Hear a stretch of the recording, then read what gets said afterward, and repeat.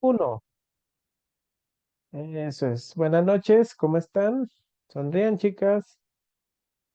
Eso es, así mero. Vamos a empezar con lo que es el pase de lista, nada más permítanme. Así ya se está conectando su compañera. Déjeme ver si, bueno, a ver ahorita a ver si aparece más. Giselle, recuerde que debe prender su cámara.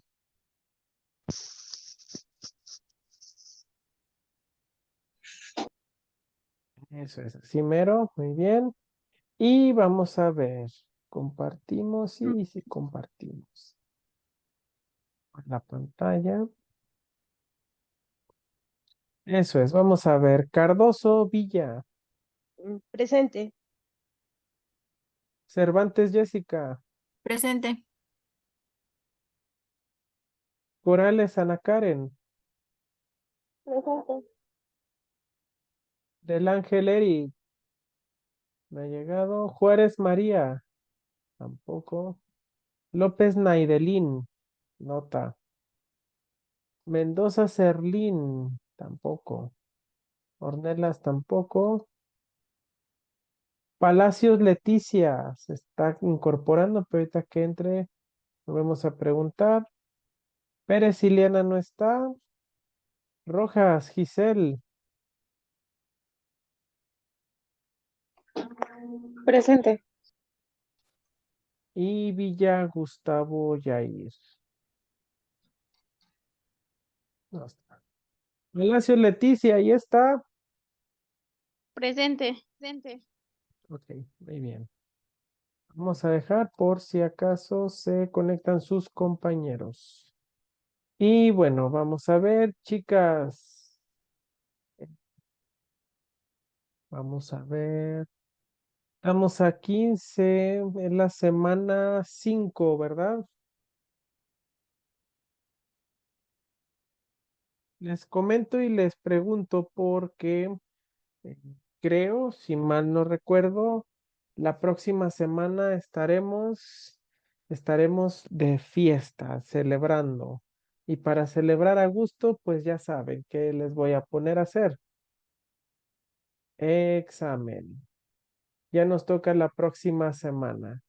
Entonces, todavía nos falta terminar algo de los temas, así es que pues vamos a empezarle. Antes de comenzar, ¿qué fue lo último que vimos la semana pasada, chicas? ¿Qué fue lo último que estuvimos viendo la semana pasada? Giselle, no se desconecte.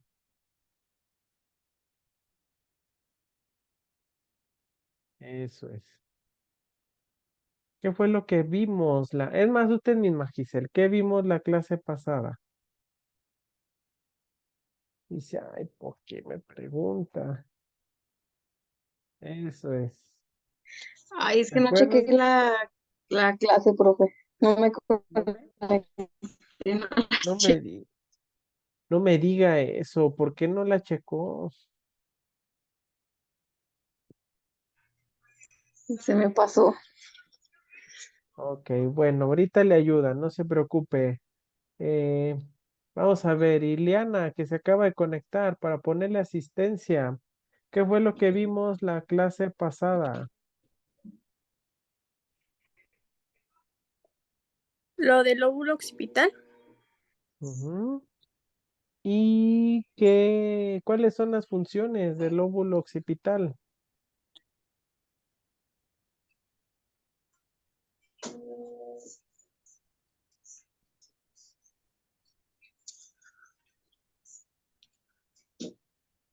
¿No se acuerda?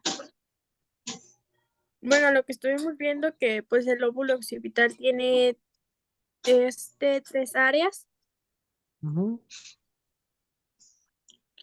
área 17, área 18 y área 19. Y la función del lóbulo occipital consiste en el procesamiento de información visual. De las áreas visuales primarias identifican los parámetros sensoriales correspondientes al calor, el brillo y el movimiento. Ujú. Eso es excelente, Ileana, muy bien. Eso para empezar. Ujú. Eric, Fernando. ¿Qué más vimos para ponerle su asistencia?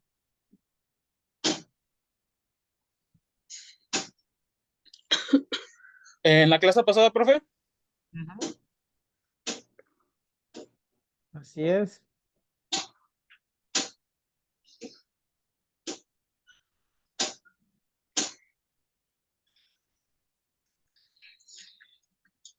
Ni si ahorita aparece.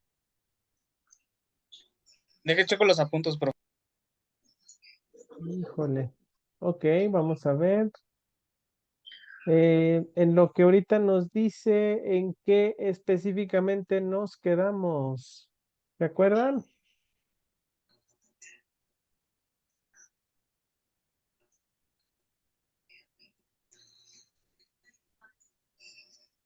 Ujú, ujú, ujú, ujú. Aquí nos quedamos. Vamos a ver. ¿No se acuerdan qué nos quedamos? ¿Qué fue lo último que vimos, chicos?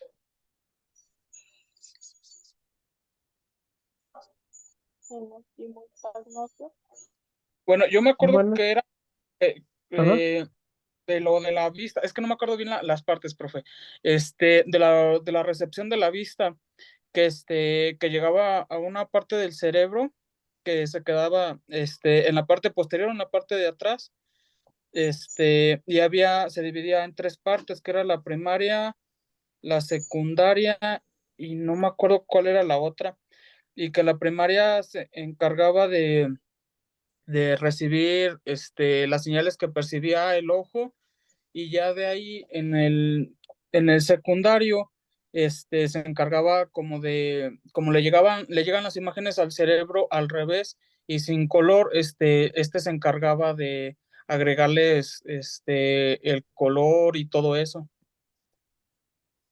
Así es. Muy bien. Y todo eso en tres áreas, que son las que ya mencionaron, 17, 18 y 19, siendo primaria 17, que es la que usted comenta, que, bueno, también ya había comentado Ileana, y las secundarias que ya hizo notar, siendo 18 y 19.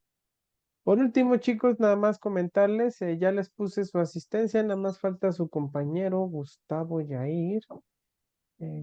Compañero Gustavo, ¿se acuerda qué fue lo último que vimos o en qué nos quedamos?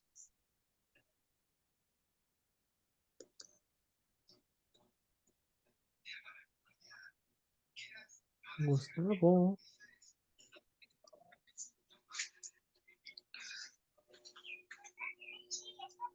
no está presente.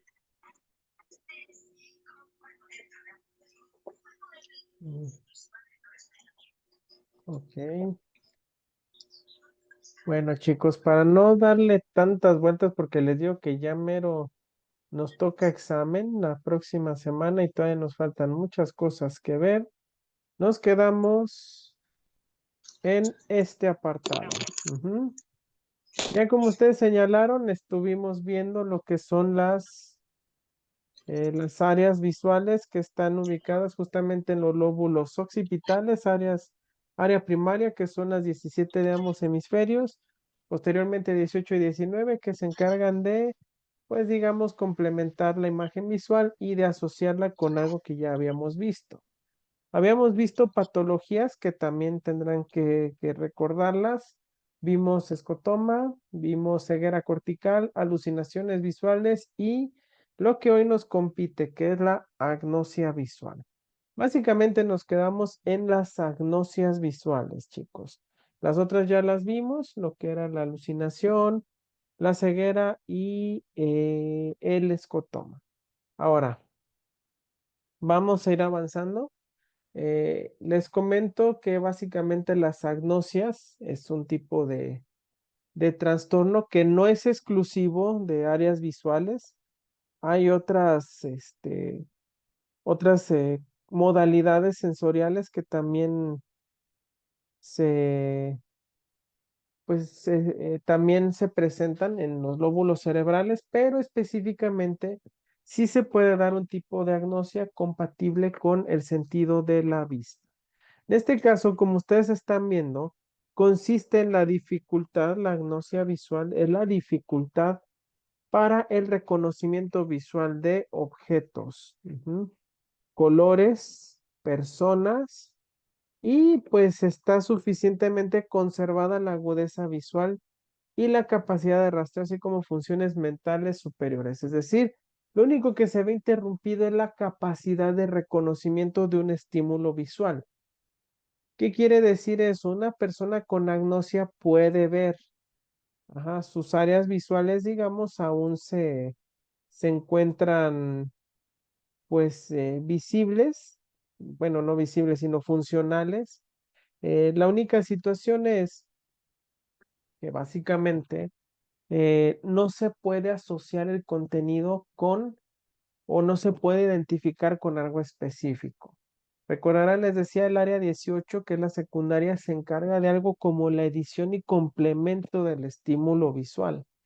Entonces, eso quiere decir que al ser lastimada o dañada esta zona, pues genera pues una disfuncionalidad, es decir, ya no se puede retocar la imagen que recibe el área 17.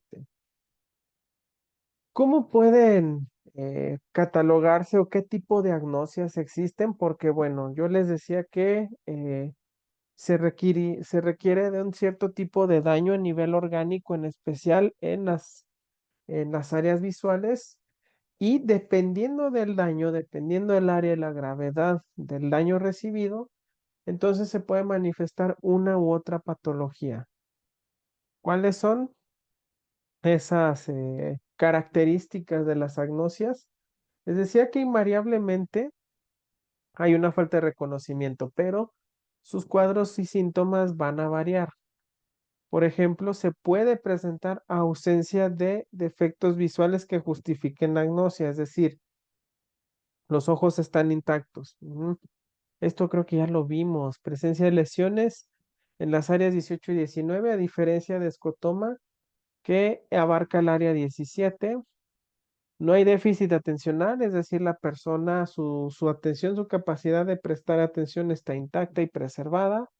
El nivel mental se preserva, la persona mantiene su intelecto y su capacidad cognitiva, y previamente la lesión se disponía de capacidad para atribuir un significado correcto a estímulos visuales, es decir, la persona podía ver y reconocer todo lo que visualmente estuviera percibiendo.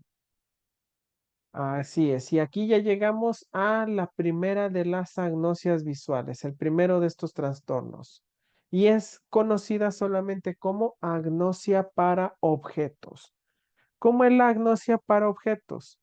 Consiste en la incapacidad para reconocer objetos y dibujos presentados en la modalidad visoperceptiva, es decir, no se reconocen algunos estímulos visuales propios.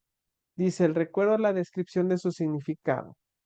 Una persona puede estar viendo algo y sencillamente su déficit visual va a consistir en que aunque los ojos funcionen adecuadamente, su nervio óptico también, el área 18 al estar afectada va a impedir que haya un reconocimiento específico de estímulos en particular. ¿Cómo? De otra forma dicho, esta agnosia para los objetos, el efecto que tiene es, como veremos en la imagen, que una persona al ver algo lo va a desconocer completamente, no va a reconocer el contorno, no va a ver la figura, sino que la va a tender a confundir con algo que se le parezca. Ujú. Por ejemplo, más allá de la figura, una persona que puede ver un plato de una vajilla donde se está sirviendo un tipo de comida, a lo mejor por sus características organolépticas, la persona no está viendo un plato, sino a lo mejor un sombrero o algo que digamos se le pueda asemejar, algo que se parezca. De aquí podemos notar que la persona puede estar viendo una manzana y parte de un plátano, perdón, sí, una manzana, un racimo, y lo que está viendo es una uva. Sin embargo, no está viendo como tal la uva, sino una manzana. Está cambiando el contenido y el significado del estímulo visual porque no lo puede asociar correctamente. No sé si les haya pasado en algún punto que confundan algo así a golpe de vista, están haciendo una actividad, de repente volteas rápido, ves a alguien o algo y cambias el significado, la forma de lo que representa. Eso porque pues visualmente no prestaste atención a lo que sucedía. Bueno, pues eso es lo que ocurre justamente con este tipo de agnosia. Se da un contenido distinto a lo que visualmente se está captando. Se confunden imágenes con cosas que se le parezcan en contenido. Mm, Preguntas, chicos.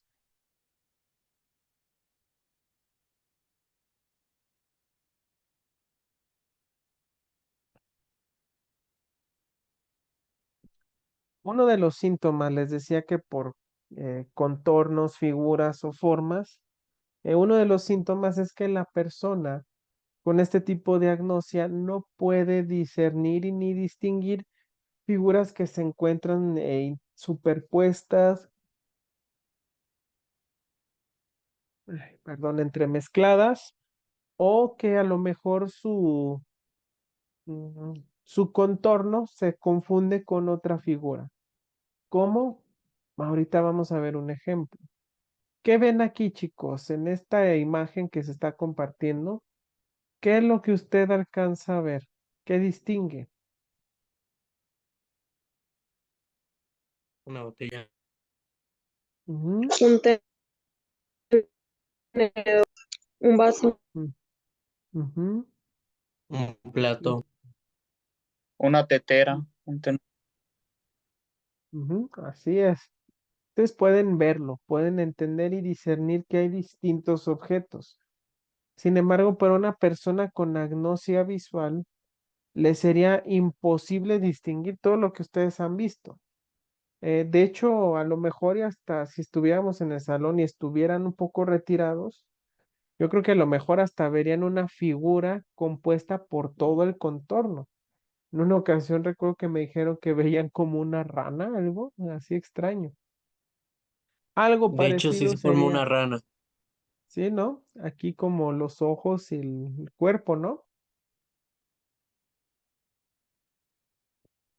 Pues les comento, ese fenómeno se puede justificar por la percepción visual, pero es entendible que aunque a lo mejor le alcance a ver la figura, sí pueda ver los contornos de las demás cosas. Una persona con agnosia visual no podría ni siquiera distinguir a la rana como tal. Como hay cosas, varias cosas superpuestas, pues no le vería una coherencia, una lógica a la serie de figuras que están siendo presentadas. Esta imagen que les comparto es parte de un test neurológico que consiste justamente en distintos tipos de grupos de artículos o de artefactos, así superpuestos para ver si la persona con sospecha de agnosia visual puede distinguir cada elemento o qué figura es. Así cada agnosia, cada trastorno puede ser detectado por algún tipo de prueba específica. Esta agnosia se causa por lesión, obviamente, en el lóbulo occipital o en el cuerpo calloso. En el lóbulo occipital derecho provocará un trastorno perceptual previo a la denominación semántica, lo que pues impediría reconocer visualmente el objeto a pesar de identificar sus características físicas como brillo, color, forma o movimiento.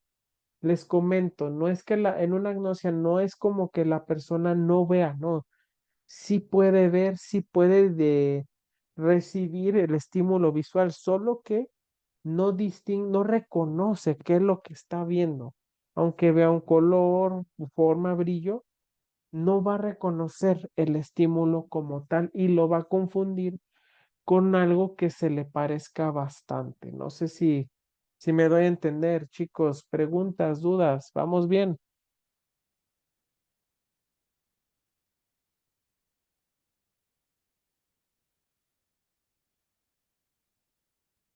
Ok, creo que sí.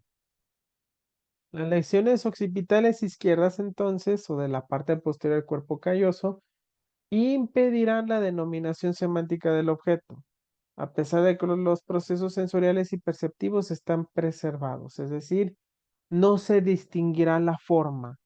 En este no se distinguen las características como tal y en este la forma. ¿Qué pasa cuando la lesión es bilateral, bioccipital? Entonces todo el panorama completo del objeto se impedirá el poder reconocerlo, se verá como algo borroso. Eh, lo comento porque básicamente al haber un tipo de lesión es muy frecuente y muy probable que se dé de manera bilateral, es decir, que ambos hemisferios se vean afectados. Ujú. ¿Preguntas? ¿Le cambiamos? ¿Todo bien?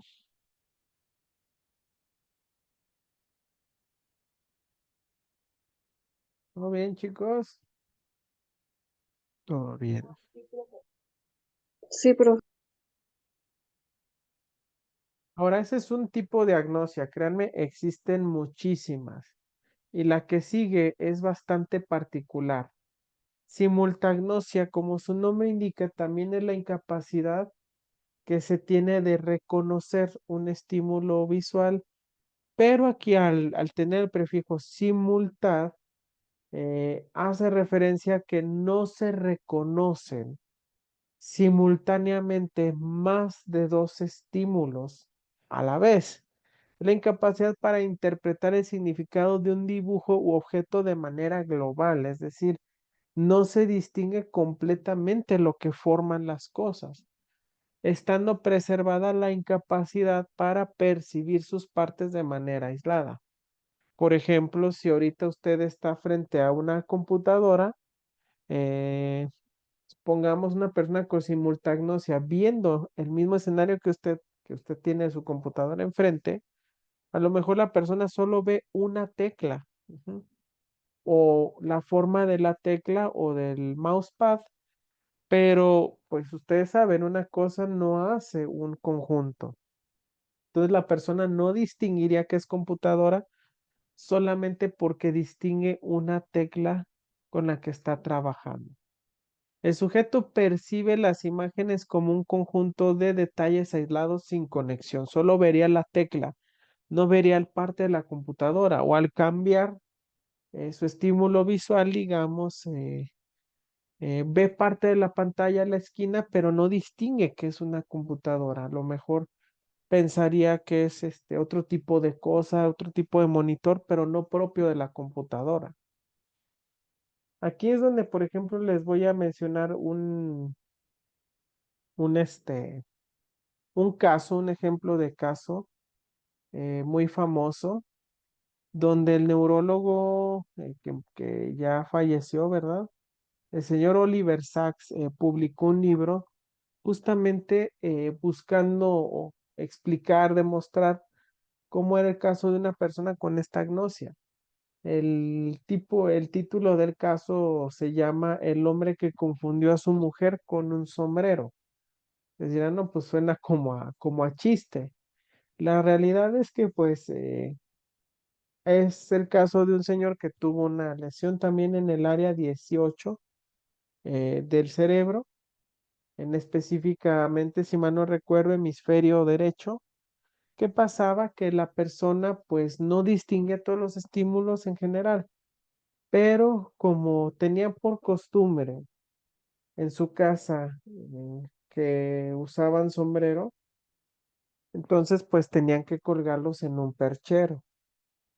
Ya una vez que tuvo este daño, este daño cerebral orgánico, pues veía el sombrero que usaba muy seguido su mujer o que él recordaba que su mujer usaba. Ujú.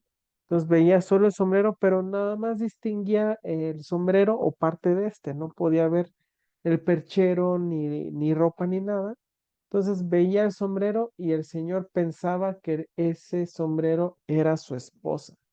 Entonces a veces se quedaba ahí platicando con la esposa, ¿verdad?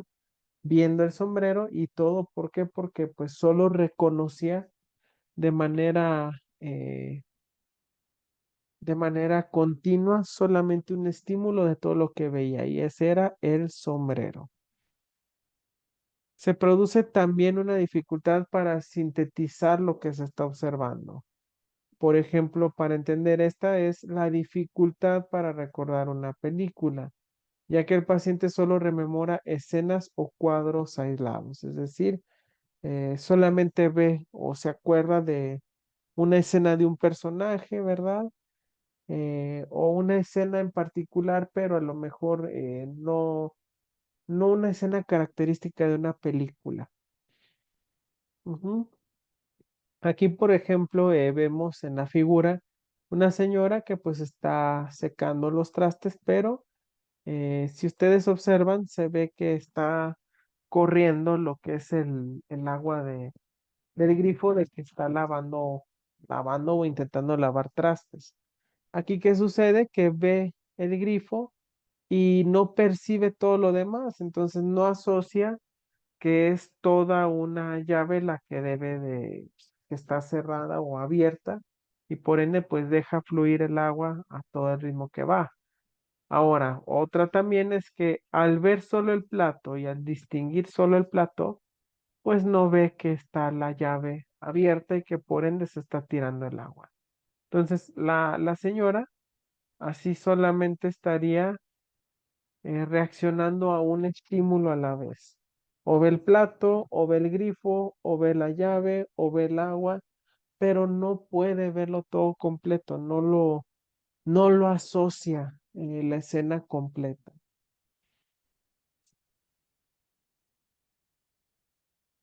En este caso, la simultagnosia se causa por lesiones de área de asociación occipital. Él les había dicho que en este caso, en un caso había sido área 18. Sin embargo, bueno, aunque había un daño, por eso es que veía el sombrero y hasta cierto punto entendía que era algo conocido. Cuando el daño está más enfocado en área 18-19, entonces sí se atenta con aquella asociación. Ay, ay, disculpen. Eh, Le decía que básicamente esta área lo que se daña, o mejor dicho, para que se dé esta patología, lo que se daña es la capacidad de asociación que tiene nuestro cerebro. Ujú. Entonces, por eso, al ver una cosa, no se distingue todo lo demás o no se puede interpretar que la persona pueda recordar todo lo que hay alrededor.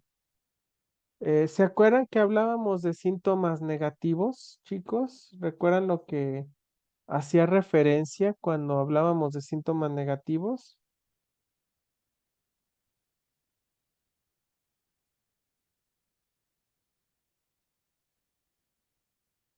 Es cuando la Esas persona no acepta su, bueno, mm, su condición. enfermedad, sí, su condición.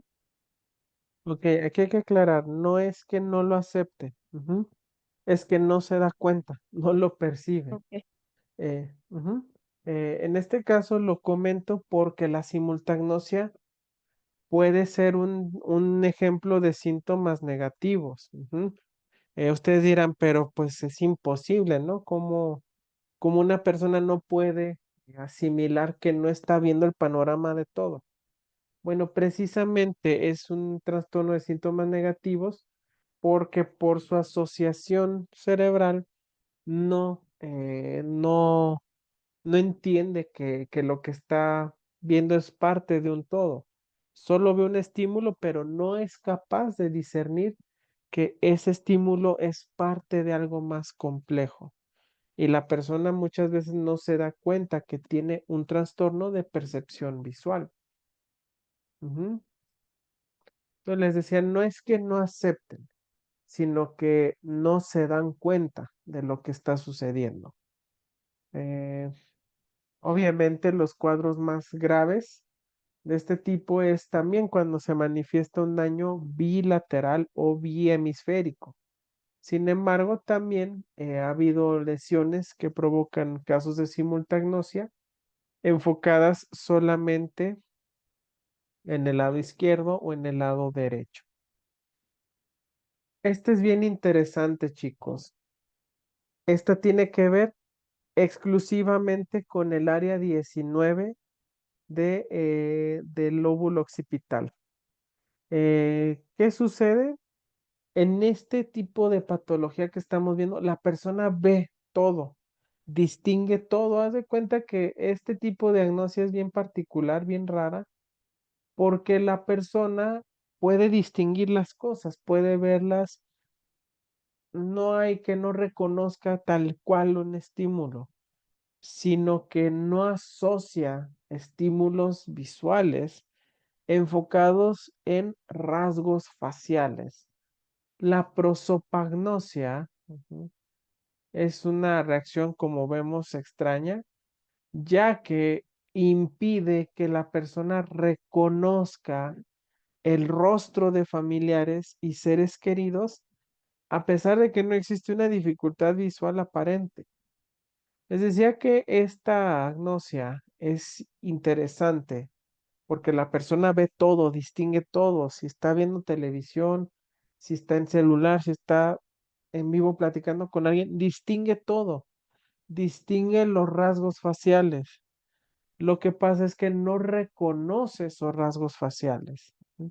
Les decía que una clave con las agnosias es que la persona antes de su lesión no tenía ningún déficit visual y podía reconocer de manera visual todo lo que era, lo que pasaba a través de sus ojos. En este caso, la prosopagnosia es bien particular, bien peculiar, porque existe esta incapacidad de poder reconocer, pues, a quién pertenece ese rostro. Para que entendamos más o menos cómo es pues, cómo es este trastorno, ¿verdad? Imaginemos, por ejemplo, una persona con Alzheimer. Esta persona puede ver, puede distinguir el rostro de la persona, pero no va a asociarlo con una persona familiarizada. Ujú. Consiste en la incapacidad para reconocer caras familiares y esto es lo interesante. También hay dificultad para distinguir la propia cara en el espejo o en una fotografía. Pues con todos los seres humanos nos sucede que pues no vemos nuestro rostro todo el tiempo porque pues primera persona, es imposible no ver nuestro rostro sin un espejo. Pero usted sabe sus rasgos faciales, usted conoce su rostro, sabe cómo es. Bueno, cuando hay una persona con prosopagnosia puede estar viendo el espejo y desconocer a la persona que está viendo. No existe un déficit en área visual primaria ni tampoco un trastorno atencional, es decir, no hay un TDA, no hay un trastorno de memoria, no hay una manifestación de Alzheimer, pero sí es parte del Alzheimer este cuadro clínico. Sin embargo, al poder ver y distinguir los demás estímulos visuales, este trastorno permite o da la oportunidad de que quien lo padece ujú, tenga una vida más funcional. ¿Por qué? Porque la persona puede identificar a una persona a través de otro tipo de estímulos. Pueden llegar a reconocer un rostro basándose en otros códigos sensoriales como la voz, tacto o vestimenta. Puede estar viendo a su ser querido, a su familiar ver los ojos, nariz, boca, todo el rostro, pero no va a reconocer a la persona que está hablando hasta que ésta empiece a hablar, eh, pueda tocarla o inclusive que reconozca algo de la vestimenta que lleva puesta. Bueno, les decía que este cuadro clínico es bastante interesante porque, pues imagínense, alguien que no puede reconocer a sus seres queridos más que por cosas externas, no como tal por los rasgos familiares.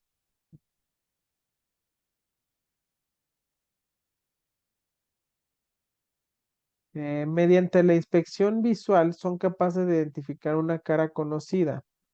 Esto cuando hay un tipo específico de prosopagnosia. Le digo porque hay eh, prosopagnosia enfocada en la dificultad del reconocimiento de caras conocidas. Otra cuando no se distingue la propia cara frente al espejo. Otra cuando la persona no distingue a los animales de compañía o una persona de su familia. O también otra variable es cuando se dificulta el reconocimiento de algún tipo de marca comercial, de algún emblema de alguna compañía. Aunque ya lo haya visto, lo puede distinguir, pues básicamente va a tener dificultades la persona para saber qué es ese logo o emblema que está viendo. Esta se produce tras lesiones que afectan el territorio occipitoparietal, es decir, de aquí para acá o de aquí al temporal. Puede abarcar 3 de las áreas. Y eso es factible, verificable, recuerden, porque existe un área llamada parietotemporo-occipital, que es la encargada de la memoria asociativa. Por eso es que se impide este reconocimiento visual. Ujú. En este caso, como verán, no solamente la prosopagnosia se enfocará en el área 19, que es occipital, sino también en áreas 20 y 21 más enfocadas a las áreas temporales, ya que pues al estar enfocada a la memoria, precisamente, pues es donde se notará ese déficit en la memoria de la persona. Preguntas, chicos, dudas.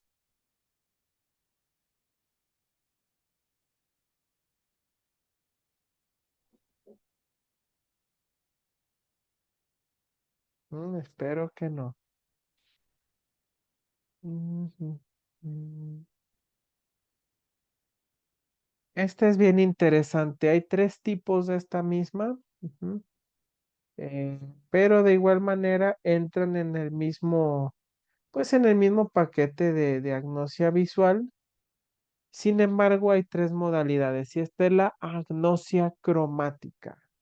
¿A qué hace referencia la agnosia cromática? Bueno, para la incapacidad de poder identificar colores, a pesar de estar preservados receptores sensoriales y áreas visuales primarias. Una persona que manifiesta este tipo de agnosia visual, básicamente su sintomatología o cuadro clínico es pues no poder distinguir un color. Sin embargo, hay diferentes modalidades, la semántica, conceptual y evidentemente cromática, en el sentido de que una persona puede no distinguir un color, puede no reconocerlo o puede no asociarlo. Ahorita vamos a ver más específicamente a qué me refiero. La agnosia cromática se origina por traumatismo craneoencefálico o accidente vascular cerebral, afectando pues evidentemente al polo occipital del cerebro. ¿Cuáles son las modalidades de esta agnosia? La primera es la acromatopsia. No sé si han visto o escuchado cómo eh, se cree que ven los perritos. Bueno, pues ahí está un ejemplo donde pues se distingue todo en escala de grises. Pues así es como vería una persona con acromatopsia. No sé si han visto esas películas del cine de oro mexicano, las famosísimas blanco y negro. Bueno, pues la persona así vería, pero todo. No distinguiría ningún tipo de color. Cuando esta cromatopsia llega a una gravedad superior de daño. Si realmente el daño no es tan grave, ¿verdad? La cromatopsia puede ser leve. ¿Cómo se manifestaría? Que la persona podría distinguir un poco, o bueno, podría distinguir esos colores, pero los vería muy opacos, muy carentes de tono, muy raros, no tal cuales son esos colores. Se percibe, les decía, con menor brillo, menor intensidad, y en caso de ser grave la cromatopsia, pues la persona vería todo como si fuera película del cine de oro mexicano. Puede existir hemiacromatopsia si el trastorno solo afecta a un área restringida del campo visual, y en ese caso los colores en dicha área se percibirán en tono de grises. Es decir, esta hemiacromatopsia puede ser que se dañe el área 17 y 18 del hemisferio derecho, entonces pues afectará el ojo izquierdo, provocando que en el ojo del lado izquierdo de nuestra vista, la persona, o bueno, de la vista de la persona, sea la que distinga todo en escala de gris. ¿Qué otra agnosia visual?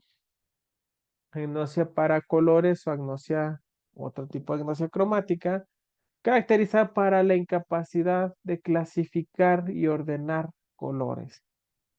Son incapaces de realizar una asociación forma-color o colorear dibujos de modo correcto. Ujú. Eh, por ejemplo, en este caso, esta agnosia lo que hace es que la persona confunda, digamos, el color de una manera. Es decir, eh, tiene, vas a poner a colorear a alguien con un color, en vez de agarrar el color que le estás pidiendo, va a distinguir otro. No es daltonismo, aquí tengo que aclarar, no es daltonismo, sin embargo, sí es la incapacidad para poder, pues, catalogar un color. Si ve un color rojo, no lo va a poner dentro de los colores rojos, posiblemente lo meta dentro de los colores grises o demás, no hay una clasificación visual. Y la de denominación es cuando la persona le cambia el nombre a un color, pero sí puede nombrarlo. Ujú. En este caso, básicamente, si tú le pides a una persona que utilice un color verde, ¿verdad? La persona te lo puede decir, ok, voy a ver, voy a agarrar un verde. Sin embargo, pues lo que va a pasar es que te va a dar un color diferente. No va lo va a distinguir, vas a ver que aunque está viendo, por ejemplo, las franjas, ustedes las ven, una es verde oscuro y otra verde claro. La persona va a distinguir los mismos colores que usted ve. Sin embargo, al momento de nombrarlos, los va a nombrar como otro color. Tal vez le va a asignar la categorización de un color azul, de un color amarillo, de cualquier otro color. Pero visualmente la persona sí distingue el color, la textura y el brillo de ese estímulo. Y por último, chicos, no miento, todavía falta otra. Pero ya para ir cerrando está la alexia agnósica. ¿Cómo es esta agnosia visual? Se denomina también ceguera pura para las palabras o alexia sin agrafia. Es decir, la persona es incapaz de poder reconocer palabras, frases, todo un conjunto de letras. Existe incapacidad para reconocer palabras. El paciente puede escribir espontáneamente cuando tú le dictas, pero no puede leer una frase de lo que está leyendo. Vería un montón de caracteres agolpados, pero no podría darles una interpretación adecuada. Y esta es bastante interesante, chicos. Agnosia de movimiento. Como les decía, el área 17 lo que hace es captar tanto brillo, matices, sombras, etcétera. Y entre lo que es capaz de distinguir y percibir el área 17, vimos era el movimiento pues, de las personas, de las cosas, etcétera. ¿Qué pasa cuando esta agnosia se presenta? La persona es incapaz de ver y distinguir un movimiento que usted esté haciendo. Así como lo ven en la imagen, a lo mejor si yo hago esto, las personas solo verían mano aquí, de repente mano acá, de repente mano aquí, de repente mano acá, pero no verían el continuo de movimiento. Es como ver una caricatura paso por paso. Ujú. Entonces, esta agnosia de movimiento impide que las personas vean, ¿no? Pues, evidentemente, movimientos que no los reconozcan y de repente vean una persona aquí, de repente allá, de repente de una postura, de repente en otra postura, sin poder percatarse o reconocer que están realizando algún tipo de movimiento. Y con esto, chicos, pues llegamos al final de la lección de los lóbulos occipitales. Entonces recuerden, áreas 17, 18, 19. 17 siendo evidentemente el área de percepción visual primaria, 18, 19 secundaria y terciaria, y pues si están esas funciones, están sus patologías, que es la falta de reconocimiento de estas capacidades. ¿Y cuáles son las patologías? ¿Cuáles son las patologías, chicos?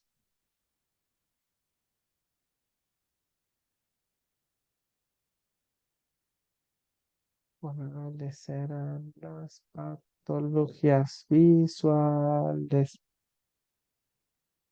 Híjole, ya se les olvidó. Escotoma, no, perdón, alucinación visual, ceguera cortical y todas las agnosias visuales, siendo agnosia para objetos, simultagnosia, prosopagnosia, alexia agnósica, alexia de movimiento, entre otras más.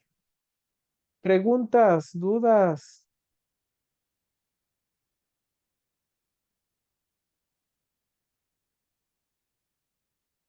Ok, dice Ana Karen que no tiene dudas. Los demás, tampoco. Bueno, chicos, ese fue el óvulo fácil, el más sencillito. Ujú.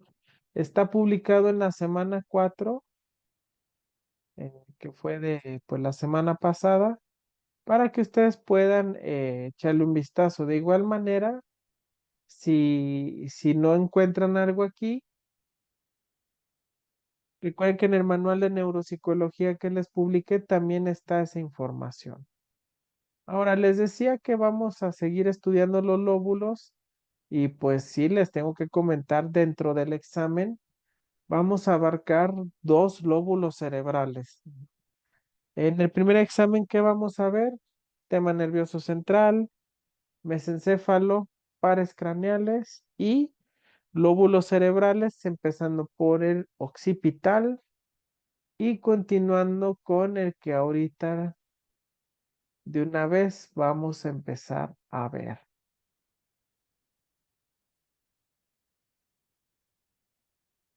Semana 5, chicos.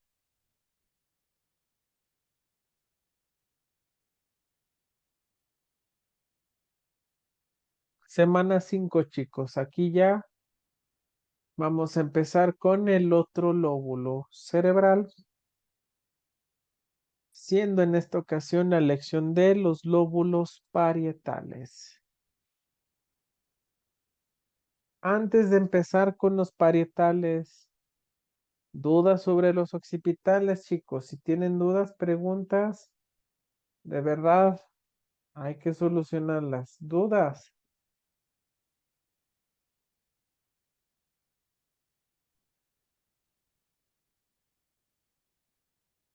Porque les recuerdo y les vuelvo a comentar, el que acabamos de ver es el más sencillo.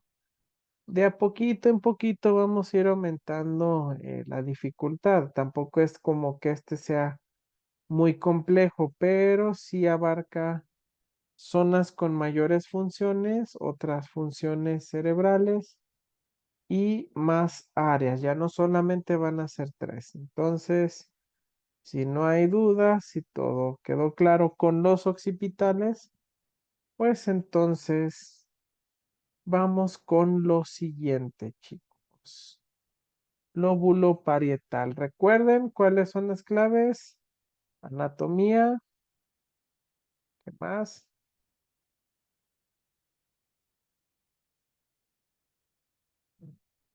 Ya se les olvidó. Recuerden que se va a explorar anatomía, funciones y por último, patologías. Entonces, siguiendo esa misma lógica y esa misma fórmula, vamos con la anatomía de los lóbulos parietales. Una parte superior. Ujú. Vamos a ver.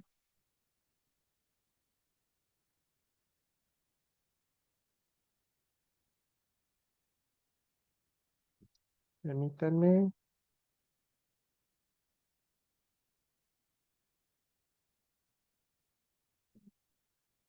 Vamos a ver. No sé si se acuerdan. No les he publicado el mapa de Brodmann, sí es cierto, una disculpa. Pero bueno, básicamente les decía, región posterior, occipital, región superior, cara anterior, es el lóbulo parietal, arribita de occipital, polo inferior, lo que es el temporal, y frontal, evidentemente, lóbulo frontal. Anatomía. Este lóbulo parietal se encuentra situado en la zona postero superior de la corteza cerebral bajo el hueso craneal parietal también. Por su zona anterior limita con lóbulo frontal y en la zona posterior con el lóbulo occipital. Y en la parte inferior, la prolongación de la cisura de Silvio establece un límite con el lóbulo temporal. Chicas, chicos, como dato curioso, este lóbulo es el único que tiene contacto físico con los otros lóbulos cerebrales. Me los digo porque contrario a lo que pareciera, el frontal y el temporal no están en sí conectados, al menos no tanto, y este lóbulo parietal sí está conectado con frontal, con occipital y con temporal. En otra, creo que, a ver si aquí hay, no, aquí no puse mapa, ya me acordé. Pero también vamos a ver lo que es la cisura de Silvio para poder distinguir esta delimitación que tienen los lóbulos temporales con los frontales. ¿Sale? ¿Hasta aquí alguna duda?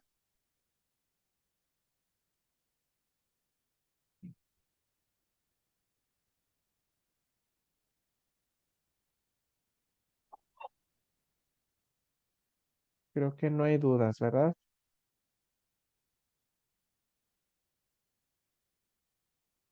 No, profe, no, profe.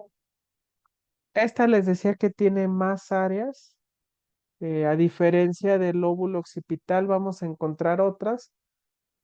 Y en específico vamos a notar que está en área 1, 2, 3, 39, 40, 43. Si mal no recuerdo, también 5 y 7 de los lóbulos del plano cerebral, de la corteza cerebral. Entonces, 1, 2, 3, 5, 7, 39, 40 y 43 son lo que corresponde al plano de los lóbulos parietales. Antes de pasar, les tengo que aclarar un punto, chicos. De no vamos a ver todo lo que corresponde.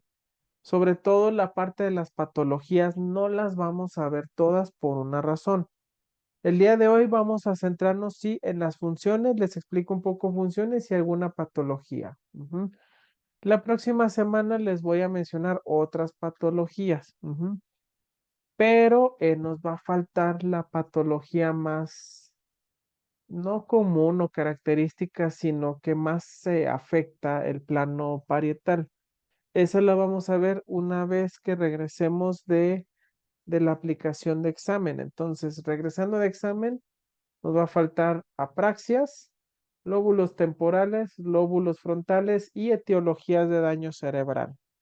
Siendo básicamente semanas 8, 9, 10, 11 y 12 aproximadamente. Entonces, no vamos a ver todas las patologías, pero sí las funciones, chicos. Y una de esas, eh, digamos, la función que más caracteriza el plano parietal es lo que estamos viendo y es el procesamiento somestésico. ¿A qué se refiere con procesamiento somestésico? Bueno, la somestesia hace referencia a la capacidad sensorial para identificar las sensaciones corporales. Que si a usted le picó un zancudo, ¡pah! El zancudo le enterró el aguijón, la aguja, pues sí, lo que tiene, el aguijoncito, usted sabe dónde está sintiendo ese dolor. Y no solo eso, sin ver es capaz de identificar esa zona.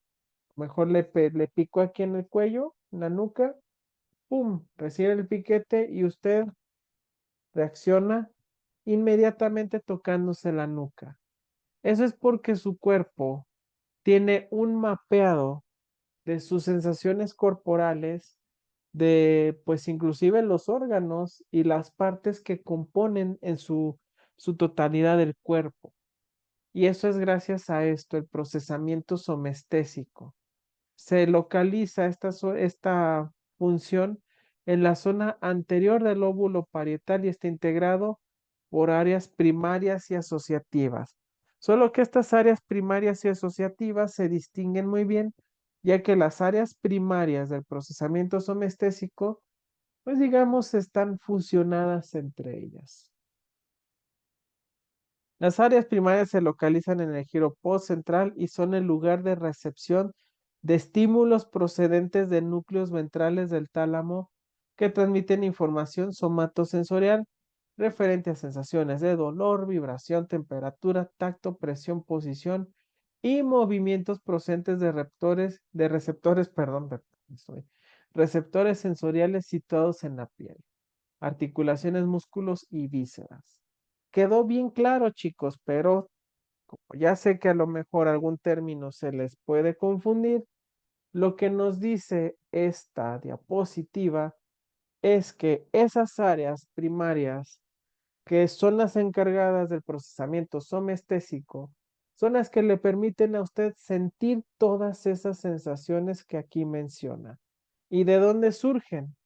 Chicos, es aquí donde entra la primer lección que vimos y que seguramente usted dijo, ¿para qué quiero saber yo? ¿Para qué me van a enseñar esto de las neuronas sensoriales y las neuronas motoras? ¿Yo para qué quiero saber esto de las neuronas sensoriales? Pues bueno, porque esas neuronas sensoriales son las que emiten una pequeña señal de energía que llega hasta la médula. Esta la manda directo hasta el giro postcentral, donde se encuentran las áreas encargadas del procesamiento somatosensorial. Estas áreas somestésicas de asociación se sitúan en el área posterior del lóbulo parietal, en la convergencia del occipital y temporal, y son responsables de sintetizar e integrar estímulos sensoriales somáticos, permitiendo dotar un significado así como tomar conciencia de la posición de nuestro cuerpo y de los objetos que nos rodean y obviamente de la ubicación espacial. ¿A qué hace referencia esto? Aquí a esta altura aproximadamente en los dos hemisferios están las áreas que se encargan de esta asociación parietal y de la integración de significados como estímulos de dolor, etcétera. Chicos, yo sé que si se les pregunta, ¿verdad?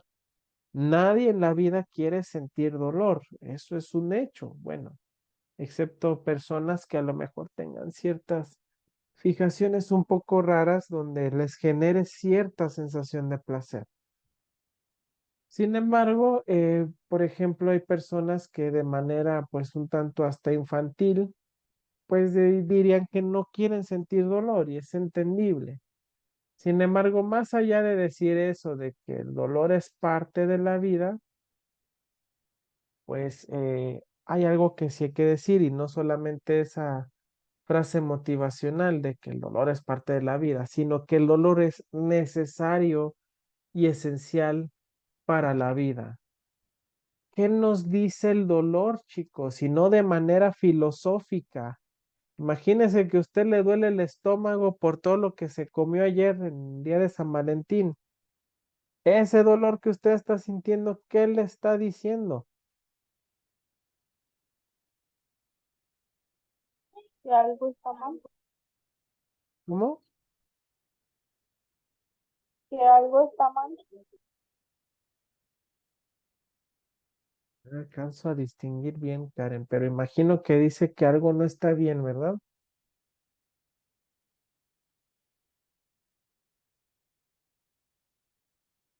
Ok, en efecto. A ver, vamos a ver en el chat. Dice Karen que algo está mal. Pues sí, básicamente lo que está diciendo es que a lo mejor se comió algo que no debía en una porción que no debía y el dolor está diciendo que hay un proceso de infección y que de alguna manera se debe de sacar eso que está generando ese malestar. Igual un golpe en un brazo te duele, pero te está diciendo que ahí hay una herida y que tu piel de manera interna, tus células debajo de la piel están regenerando los tejidos para que puedas seguir con tu vida sin problema alguno. Ujú. Otra cosa, ustedes, como les decía yo, te pica un zancudo, te pinchas el pie, te haces algún tipo de daño, no es necesario que puedas ver dónde te lastimaste. Puedes darte cuenta dónde fue la herida, porque tu esquema corporal genera un mapeado de todo tu cuerpo, tus órganos, tus extremidades, todas tus partes, y te va a indicar en dónde fue que recibiste ese daño. Esta función integradora de la corteza asociativa, perdón, es una forma superior de análisis perceptivo relacionado con procesos más sofisticados como pensamiento y razonamiento. Es decir, no es algo que solamente es una reacción y ya, sino que es un proceso complejo donde la información de ti mismo es abstraída por tu propio cerebro, te manda la indicación dónde fue el daño y pues tú como respuesta pues generas una acción para poder contrarrestar ese daño recibido.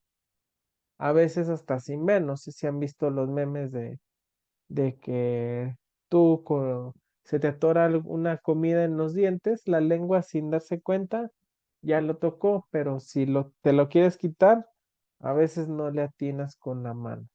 Bueno, les decía, chicos, que el cerebro tiene, y antes de empezar con los lóbulos, les explicaba que es básico que hay que entender que el cerebro tiene una asimetría funcional. Esta no solamente del lóbulo occipital, todo el cerebro tiene una asimetría funcional. Aunque sean las mismas funciones, se especializan o se agudizan más de una forma o de otra dependiendo del hemisferio. Ujú. Les decía que esta simetría es simbólica y que del lado izquierdo va más enfocado en el lenguaje y el derecho a una representación espacial integrada, visual y auditiva. Es decir, esta asociación del hemisferio izquierdo y la somestesia corporal es la que te permite saber cómo se llaman estas partes de tu cuerpo. Ujú. Si te pegaste en un área, una extremidad, bueno, pues primero tu cuerpo se da cuenta cuál extremidad es y la ubica para que con el lenguaje y a qué altura puedas designar dónde te pegaste y describir a una persona cuál fue el área que recibió daño. Y pues en lo que es el parietal derecho, pues es más o menos para que puedas tú ubicar, ver dónde está el moretón, el golpe, y pues a lo mejor si hubo un sonido, te va a permitir ubicar en qué parte del cuerpo fue ese sonido y ese golpe. Esa es la función vital, pues digamos, con mayor repercusión a nivel de los lóbulos parietales. ¿Qué otras funciones tenemos? La función del sentido del gusto. Igual que el olfato, igual que la vista, bueno, pues estos son o se manifiestan a partir de los famosísimos pares craneales, de algunas, pues, bueno, no solo de los pares, sino obviamente algunos órganos que se encargan de algunas funciones específicas. Sin embargo, los órganos para estos sentidos, estas modalidades, solamente se limitan a recibir esa información sensorial. Les decía que hay partes del cerebro que son básicamente las que interpretan esa señal. Y en el caso del sentido del gusto pasa así con el lóbulo parietal.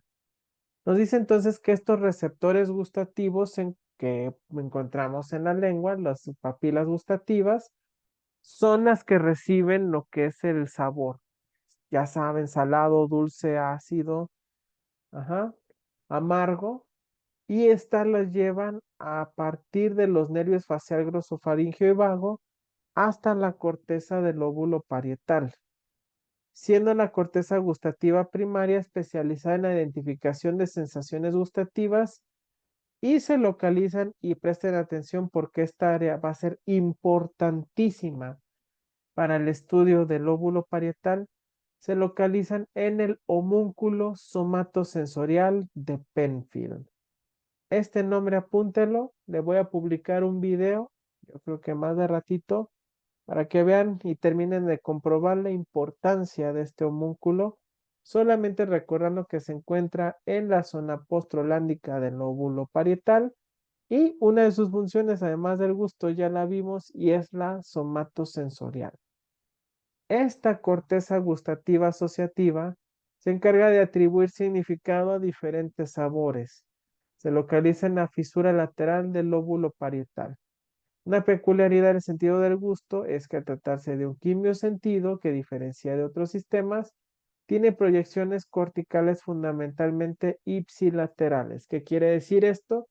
Que a diferencia de lo que te acabo de decir hace unas diapositivas, de que hemisferio derecho controla el lado izquierdo, cuando hablamos de una proyección ipsilateral es que del lado derecho sí transmite hacia el hemisferio derecho y del hemisferio izquierdo sí la recibe hacia el lado izquierdo del cuerpo, es decir, del mismo lado.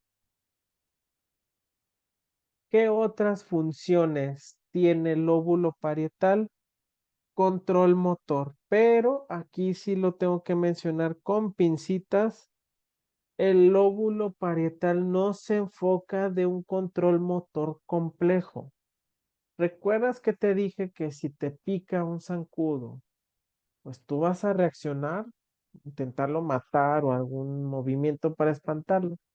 Bueno, pues básicamente se refiere a ese tipo de movimientos, movimientos gruesos o rústicos, también llamados movimientos reflexivos. Las competencias motoras son limitadas en el lóbulo parietal y esto es porque se ve influenciada de alguna manera por lo que es el área 4 del lóbulo frontal, es decir, el área encargada como tal o las áreas encargadas del movimiento están situadas en el lóbulo frontal. Sin embargo, como esta área está pegada con las áreas 3, 1, 2 de los lóbulos parietales, pues generan una influencia de esta misma hacia un control motor, pero les decía de un control más brusco, de una ejecución de movimientos más burda. Ujú. Es el responsable también de situar la posición espacial de los objetos y del cuerpo. Ujú. Es decir, esta proyección que tiene con el área 4 es la que nos permite saber qué tanto o qué tan lejos o qué movimiento tengo que hacer para alcanzar algo que se encuentre cerca de mí, permitiendo así la realización de movimientos precisos en el espacio y dirigiendo adecuadamente los movimientos realizados hacia objetos deseados. Decía más que nada un movimiento pues más burdo. A lo mejor estás platicando, de repente quieres agarrar tu celular que lo tienes ciertamente lejos, pues nada más volteas a verlo y ya cuando acordaste, pum, estiraste la mano. Un movimiento más burdo. Otro, como te decía, te pegaste, te quemaste, te picó un insecto, pues el movimiento para quitarse esa molestia, para sobarse o simplemente para ver dónde fue que recibiste ese daño. También hay una simetría en las funciones motoras del lóbulo parietal, ya que el parietal izquierdo permite realizar representación interna de las partes del cuerpo que se mueven, controlando así sus posiciones espaciales, mientras que del lado derecho dirige movimientos para identificar espacialmente objetos situados en el espacio. Es decir, parietal izquierdo, si yo quiero alcanzar mi celular, ¿qué parte de mi cuerpo me permitiría alcanzarlo sin tanto esfuerzo? ¿Mm?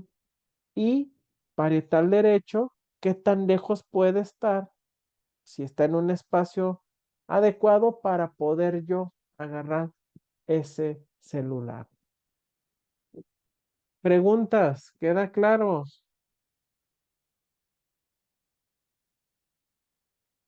¿Tienen dudas, preguntas? Pregunten con confianza, chicos.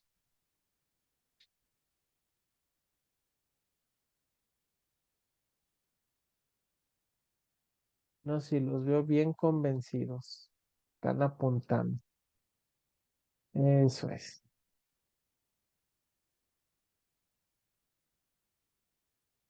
Les hablé de algo llamado homúnculo somatosensorial de Penfield y de la somestesia corporal. Pues chicos, si hablamos de la somestesia, el homúnculo y los movimientos y el esquema, entonces una de las funciones, la más representativa del lóbulo parietal es el esquema corporal. ¿Y qué es el esquema corporal? Es una representación simbólica de nuestro cuerpo proyectada sobre la corteza parietal. Es la huella neurológica que nos permite interiorizar e integrar nuestra imagen corporal. Somatosensorialmente hablando, nosotros sentimos los estímulos porque nuestro cuerpo tiene una imagen mental de nosotros mismos. Ujú. Entonces, si una parte tiene mayores conexiones nerviosas, el cuerpo va a ubicar más fácilmente pues esa zona donde hay mayor conexión sensorial. Suele haber una delimitación y un déficit en la delimitación de este esquema, pero se genera en varias fases. En primer lugar, se produce la somatognosia, que es el proceso de representación sensorial sobre la corteza somestésica primaria, es decir, eh, vibraciones, movimientos, equilibrio, cómo yo puedo alcanzarme, balancear, etcétera. Y este proceso de somatognosia se encuentra en, como ya les había mencionado, el homúnculo somatosensorial de Penfield, dicho de otra forma, áreas 1, 2 y 3 del mapa de Brodmann. Repítanlo, o que se les quede grabado, áreas 1, 2, 3, homúnculo somatosensorial de Penfield, que es el encargado de el esquema corporal y de la capacidad somatognósica que tiene el cerebro. Posteriormente se realiza el procesamiento cognitivo del yo corporal en las áreas de asociación somestésicas y su representación tiene lugar en la corteza parietal área 39. Es decir, si yo ya tengo planeado que voy a hacer un movimiento, ahora es qué tanto espacio, qué tanto, qué tan alejado de mí está algo y qué tipo de movimiento y con qué parte del cuerpo voy a hacer ese movimiento. Esto del área 39 lo vamos a ver más a profundidad en otra función. Entonces, el esquema corporal es la imagen mental elaborada y compleja de nuestro cuerpo, que se realiza a través de la experiencia de forma más o menos consciente. Mientras se mueve o en situaciones estáticas, sigue habiendo reconocimiento y se diferencian los límites con nuestro entorno dentro de unas coordenadas topográficas y espaciales definidas. Gracias a este esquema corporal es que podemos tener conciencia propia de nuestra identidad física. Chicos, bueno, aquí quedó claro esto del homúnculo somatosensorial. ¿Cuáles son las áreas? ¿Cuáles son las áreas del homúnculo somatosensorial de Penfield? ¿O del esquema corporal, chicos? ¿Mm? 1, 2 y 3. 1, 2 y 3. Hasta están fáciles de aprenderse, ¿verdad? ¿Y el área 39 a qué se refería? ¿Se acuerdan? Dispersión espacial. ¿No? Ubicación espacial. Ese se encuentra el giro angular, pero básicamente es la asociación somestésica enfocada en el espacio. Ya después veremos otra función que van a entender mejor de qué se trata el área 39. Solo recuérdenlo, homúnculo somatosensorial, áreas 1, 2 y 3. Con eso hasta ahorita para no confundirlos. ¿Sale?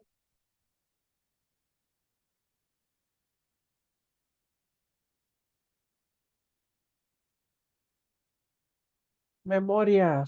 Chicos, hay algo que les tengo que decir. No hay un área en el cerebro específica de la memoria. No es como que, si la memoria se encuentra en área veintitantos, en área tal. No. De hecho, la memoria no funciona tal cual ustedes creen. Ustedes a lo mejor tienen recuerdo de algo y tienen la imagen, qué pasó, cómo era el lugar y todo. A eso se le llama memoria mnémica. Recuerden, aquí está. Memoria o competencia mnémica. Sin embargo, no hay una función específica tal cual. Lo más parecido está en el lóbulo temporal. Pero entonces, ¿a qué tiene que ver la memoria? Bueno, básicamente se encarga de la representación de algunos escasos segundos de qué pasó, pero sobre todo, más que nada, lo mejor aquí viene muy complejo. Esta memoria es más de tipo kinestésica corporal. Ujú. Eh, Sobre todo de algunos movimientos, de alguna cuestión de ubicación espacial, básicamente de algún movimiento que se tenga que hacer y sobre todo más enfocado a la comprensión de nuestro entorno. Chicas, no me voy a meter mucho aquí en la memoria del lóbulo parietal para no saturar porque después vamos a ver más competencias de memoria ubicadas en otros lóbulos. Y a ver, bueno, ya por último, el día de hoy, orientación espacial. Ujú. Les decía que nuestro cerebro tiene una imagen de nosotros, nuestro esquema corporal. Pero también para poder ubicarnos, hacer algo, está la orientación espacial.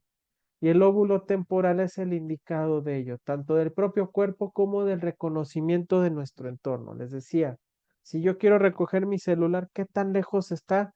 ¿Cuántos movimientos requiero? ¿Y cuál de mis extremidades me sirve más para poderlo ubicar?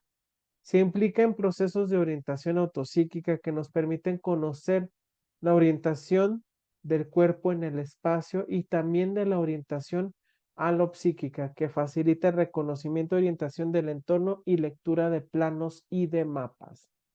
¿A qué hace referencia esta habilidad de orientación espacial?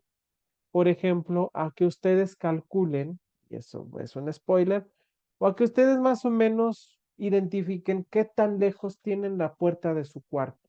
Ujú. ¿Qué tan separada está tu cara, por ejemplo, de la pantalla de tu dispositivo? Chicos, chicas, si yo les pregunto, ¿hacia qué dirección de donde tú estás, hacia qué dirección está la Alameda Central? ¿Tú a dónde apuntarías? Por ejemplo, les puedo decir desde mi casa, que es su casa, yo les digo, el centro queda para allá, la Alameda queda para allá. Para ustedes, ¿hacia dónde queda la Alameda Central? Y empiezan a pensar, ah, Chihuahua, ¿dónde vivo? ¿Dónde está el centro? Ya me perdí. Hacia la derecha. ¿Para dónde? Hacia la derecha de usted, ok. Muy bien. Usted, Jessica, dice, sí, también hacia la derecha. ¿Sí? Sí, también. Eso es. Eh, ¿Quién más? Leticia, ¿hacia dónde queda el centro? Desde donde está usted, la Alameda Central.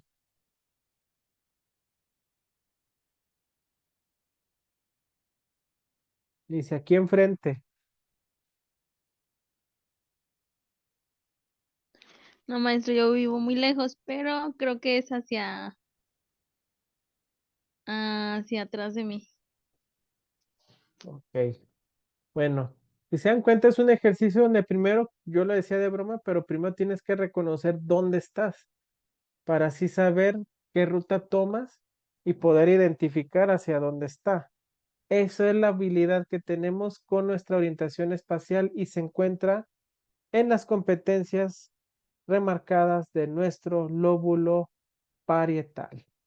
Chicas, chicos, no es todo, ¿eh? Todavía nos quedan funciones parietales, pero para poderlas comprender al 100, les voy a publicar un video sobre el homúnculo somatosensorial para que lo puedan comprender mejor sus funciones. Y todavía nos quedan otro par de funciones extra que tienen que ver con el lóbulo parietal. Entonces, próxima clase terminamos lóbulo parietal con otras 3 funciones que nos faltan y patologías más representativas del lóbulo parietal sin meternos en las apraxias. Esas las vamos a ver cuando terminen los exámenes. Entonces, en el segundo examen, ahí sí van a venir apraxias. En este primero, no. Vamos a abarcar hasta la patología última que vamos a ver la próxima semana. Chicos, ¿dudas, preguntas que tengan? ¿No? Ok. Ahorita no les voy a dejar tarea. No, sí les dejo tarea. Sí, yo mismo les estoy diciendo que el próximo jueves. Entonces les voy a dejar que hagan, ya saben, su tarea de repaso, un portafolio de evidencias, un resumen, cuadro sinóptico, mapa conceptual de los temas que hasta ahorita hemos visto, sobre todo de lo que más se les haya quedado. ¿Para qué? Para que ustedes mismos ya vayan haciendo su propio repaso y estén más preparados para la próxima semana. Ya el próximo jueves les daré las indicaciones precisas y exactas para la resolución de su primer examen. ¿Preguntas? ¿Dudas? ¿Todo claro? Ok, chicos, entonces si todo quedó claro y no hay nada más que agregar, no me queda más que desearles que tengan excelente noche, feliz fin de semana y nos vemos por aquí el próximo jueves. Bye. Gracias, buenas noches. Buenas Profe. noches. Diga.